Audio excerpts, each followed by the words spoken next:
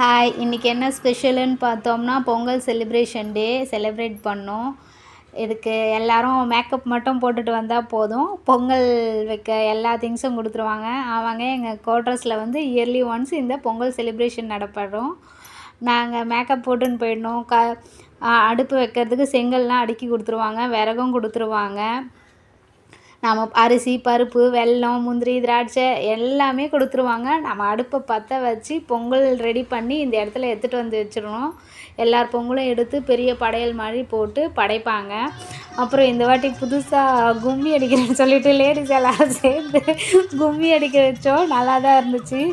வாங்க கும்பலாக கும்மி அடிக்கலான்னு சொல்லிட்டு கும்மி அடிக்கிறாங்க. உங்கள் ஊரில் பொங்கல் செலிப்ரேஷன் எப்படி போச்சுன்னு மறக்காமல் கமெண்ட் பண்ணிவிடுங்க. நீங்கள் இந்த மாதிரி கும்பலாக கும்மி அடிச்சிருக்கீங்கன்னா நம்ம சேனலை கண்டிப்பாக சப்ஸ்கிரைப் பண்ணிவிடுங்க. இன்றைக்கி வந்து இந்த இயரில் இதான் ஃபஸ்ட் டைம் இது மாதிரி செலிப்ரேட் பண்ணியிருக்காங்க.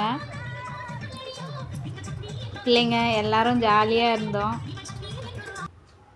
அப்புறம் உரி அடிக்கிற போட்டி நடைபெற்றது.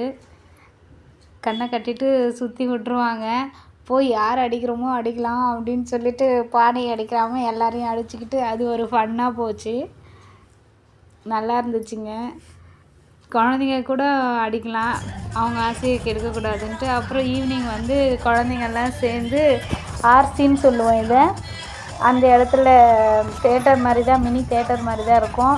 யார் யார் விருப்பப்பட்டவங்க டான்ஸ் ஆடலாம். முன்கூட்டியே பேர் கொடுத்துட்டோம்னா இது மாதிரி பெரியவங்க, சின்னவங்க, பேரண்ட் கூட இங்கே வந்து டான்ஸ் ஆடுவாங்க. ஜாலியாக இருக்கும், நல்லா போகும், டைம் பாஸ்லாம் நல்லா ஆகும்.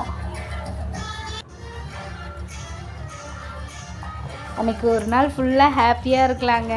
இன்னும் 3 வேளை சாப்பாடு செஞ்சுட்டு வந்துட்டோம்னா ஈஸியாக இருக்கும். இல்லைன்னா கொஞ்சம் இல்லை நிறையவே கஷ்டமாக இருக்கும். போயிட்டு முடிச்சுட்டு போய் சமைச்சிட்டு சாப்பிட்டுட்டு வர மாதிரி ஆகும். இது வந்து எங்களுக்கு தெரிஞ்சவங்களுடைய பாப்பா தான் டான்ஸ் ஆடினாங்க. குழந்தைங்க ஆடுறாங்க, நல்லா இருக்குங்க. இது வந்து ஓல்டு சாங்காக இருந்தாலும் இப்போ பார்க்கும்போது கூட குழந்தைங்க ஆடும்போது அவ்வளோ சூப்பராக இருந்துச்சு. அந்த பாட்டு அப்படியே நியூ வெர்ஷன் பார்க்குற மாதிரியே ஃபீல் ஆச்சு. இவங்க வந்து பேரண்ட்டு தான், பேரண்ட்டு கூட டான்ஸ் ஆடலாம். எவ்வளோ அழகாக ஆடுறாங்க பாருங்கள். ஓகே, உங்கள் ஊரில் பொங்கல் செலிப்ரேஷன் எப்படி போச்சுன்னு மறக்காமல் கமெண்ட்